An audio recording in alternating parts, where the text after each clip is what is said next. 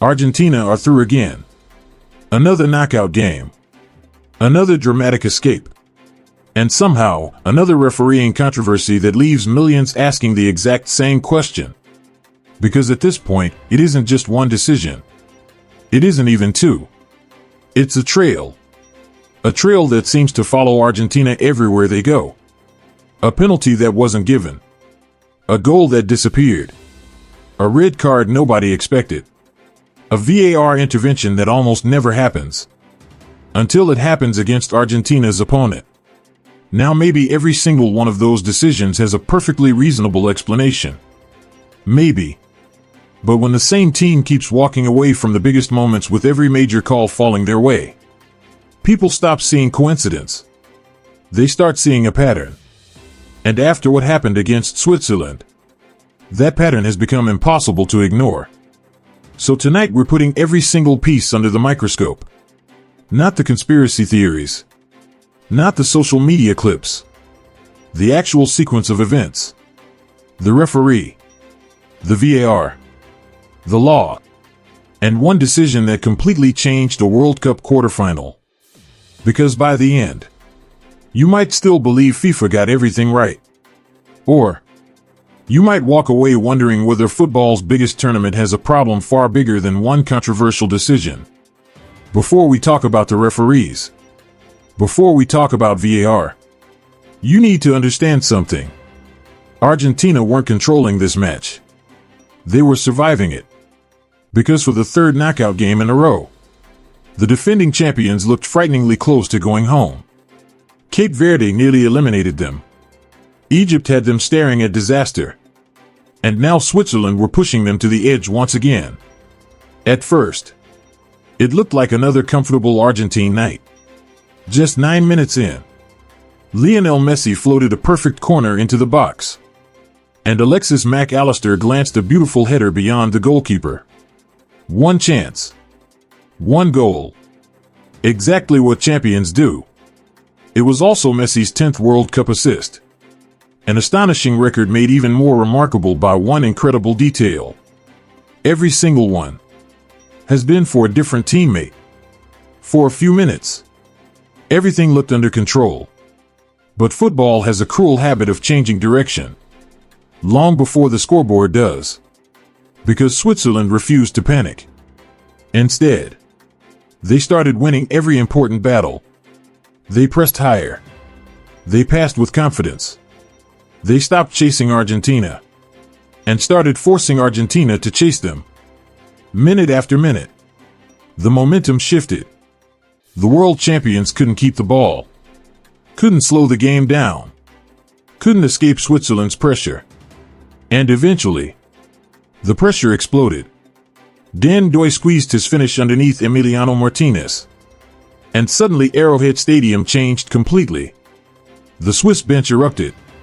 Argentina froze. For the first time all night, the defending champions looked genuinely rattled. This wasn't an underdog hoping for a miracle anymore. This was Switzerland believing they were the better team. And honestly, they were. And then, everything changed. Not because Argentina suddenly found another gear. Not because Switzerland made a mistake. Because one whistle, followed by one screen, completely transformed the match. 5 minutes after Switzerland's equalizer, Leandro Paredes challenged Briel Embolo near the touchline. Referee João Pinheiro reacted instantly. Yellow card. Paredes. Simple. Routine. Nobody inside Arrowhead Stadium thought twice about it. The players reset. Switzerland prepared to attack again. The game was moving on. Except, it wasn't. Hundreds of miles away, inside FIFA's VAR operation room in Dallas, officials kept watching the replay. Again. And again. And again. The more they looked, the stranger it became. Because from another angle, it appeared Embolo had already started falling before Paredes ever made meaningful contact. If that replay was correct, this wasn't a foul. It was simulation. And suddenly, a completely ordinary yellow card became one of the most extraordinary VAR reviews of the entire tournament. But here's where the story becomes genuinely bizarre. VAR didn't tell the referee to review a dive. Officially, that wasn't even what they were reviewing. Instead, the incident was reopened under something almost nobody watching was thinking about: mistaken identity. The referee, according to VAR, had booked the wrong player. So João Pinheiro walked to the monitor, erased Paredes' yellow card, turned around, and showed it to Embolo instead. 1 yellow became 2. 2 yellows became a red. Just seconds earlier, Switzerland looked capable of knocking the world champions out. Now, their biggest striker was walking toward the tunnel, while an entire nation watched in disbelief. 1 review, 1 decision, 1 completely different football match. Now, this is where the story stops feeling ordinary. Because what happened to Breel Embolo almost never happens. Not once every tournament. Not once every decade. Almost never. Think about every football match you've ever watched. How many dives have you seen? Hundreds? Thousands? Players exaggerate contact every single weekend. Some get away with it. Some receive a yellow card. Most receive nothing at all. But a second yellow. For simulation. At a FIFA World Cup? That belongs in an entirely different category. Over the last 6 decades, it has happened only 4 times. 4. Out of thousands of World Cup matches. Thousands of controversial moments. Thousands of players trying to deceive referees. And somehow, this incredibly rare punishment appeared at the exact moment Argentina were hanging by a thread in a World Cup quarterfinal. That, more than anything, is why people started asking questions. Not because the law doesn't exist. It does. Not because Embolo definitely didn't dive. That's still debated. But because football fans know how unbelievably reluctant referees usually are to send someone off for simulation. Especially on the biggest stage in world football. Yet somehow, this became one of those incredibly rare moments. The kind people remember for decades. And whether you think the referee got it right or completely wrong, one thing is undeniable. From that second onward, this stopped being just another football match. It became a VAR story. Now here's the part that almost nobody noticed during the match. Because the most controversial moment wasn't actually the dive. It was how VAR was even allowed to get involved. And this is where the entire story becomes incredibly confusing. According to FIFA's own protocol, VAR cannot simply stop the game because it believes a player has dived. That isn't how the system works. If play had continued normally, that incident would have been over. No review. No red card. Nothing. So why did VAR suddenly step in? Because of something completely different. The referee had already made a mistake. He showed the yellow card to the wrong player. And that tiny mistake opened a legal doorway. A doorway that normally doesn't exist. Once mistaken identity entered the equation, VAR suddenly had permission to review everything surrounding the incident. Think about how bizarre that really is. The referee's mistake created the opportunity for VAR to overturn the entire situation. Without that first mistake, there is no review. Without the review, there is no second yellow. Without the second yellow, Switzerland stayed with 11 men. One small error triggered an entire chain reaction. And football matches are rarely decided by moments bigger than that. Because from that point onward, it barely looked like the same game. Switzerland suddenly couldn't press. Couldn't attack with the same confidence. Couldn't leave space behind. Argentina sensed it immediately. The ball stayed in Swiss territory. Wave after wave of pressure followed. And the momentum that Switzerland had spent nearly an hour building disappeared in minutes. That's why so many Swiss players weren't only angry. They were stunned. Because in their eyes, the match hadn't slowly slipped away. It had been flipped. By one review. You could see it immediately. Not in the replay. Not on the scoreboard. On the faces. Swiss players weren't protesting because they'd conceded. They were protesting because they genuinely believed their match had just been taken away from them. Nico Elvedi couldn't understand it. Remo Freuler called it a disaster. Granit Xhaka, a player who's experienced almost every kind of football controversy imaginable, kept repeating the same message. We were the better team. And everything changed after that decision. Whether you agree with them or not, their reaction exposed a much bigger problem. Because by this stage of the tournament, VAR itself had become one of the main characters.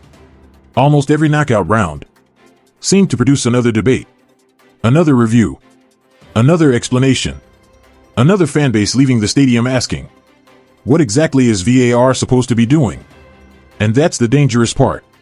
Football fans can accept mistakes. They've accepted them for generations. What they struggle to accept is inconsistency. 1 week, VAR checks everything. The next, it checks almost nothing. One incident gets slowed down frame by frame. Another is over before anyone even realizes it was reviewed. That's when trust starts disappearing. Not because technology is broken, but because nobody watching understands when or why it's being used. And once supporters lose trust in the process, every future decision becomes suspicious. Even the correct ones. That's exactly what happened here. The conversation stopped being about Switzerland, stopped being about Argentina, stopped even being about Embolo. Instead, the biggest story became the people sitting inside the VAR room. Now, this is where the conversation becomes genuinely difficult. Because if we're being completely fair, there's another side to this story. And ignoring it wouldn't be honest. Watch the replay again. Did Embolo exaggerate the contact? Many people think he did. Did the referee initially book the wrong player? Yes. Does FIFA's mistaken identity protocol allow VAR to correct that mistake? Also yes. Which creates an uncomfortable reality. Because even if the outcome feels incredibly harsh, the officials can still argue they followed the law exactly as it is written. And that's what makes this controversy so fascinating. This isn't one of those incidents where everyone agrees the referee got it wrong. Far from it. There are plenty of referees, analysts, and former players who believe the final decision was technically correct. Even Switzerland's own manager, despite being devastated, refused to accuse FIFA of helping Argentina. Instead, he criticized the rule itself, not the conspiracy. The rule. And that's an important distinction, because it shifts the debate away from, was the referee corrupt? To something much bigger. Are these rules actually helping football? Sometimes, a decision can be completely legal, and still leave almost everyone feeling that justice wasn't served. That's exactly why this match refuses to disappear. Not because everyone agrees, but because almost nobody walked away completely satisfied. And maybe that's the most uncomfortable part of this entire story. Because this isn't really about Argentina anymore. It's about trust. Every World Cup has controversial decisions. Every generation argues about referees. That's nothing new. What's different now is that football promised us certainty. Semi-automated offside, connected match balls, artificial intelligence, VAR, technology that was supposed to remove doubt forever. Yet somehow, the biggest talking point after another World Cup quarterfinal is still the referee, still the monitor, still the people sitting inside a room, deciding when football should stop and when it shouldn't. Maybe Argentina have simply benefited from an unbelievable run of fortunate decisions. Maybe every single call was technically correct.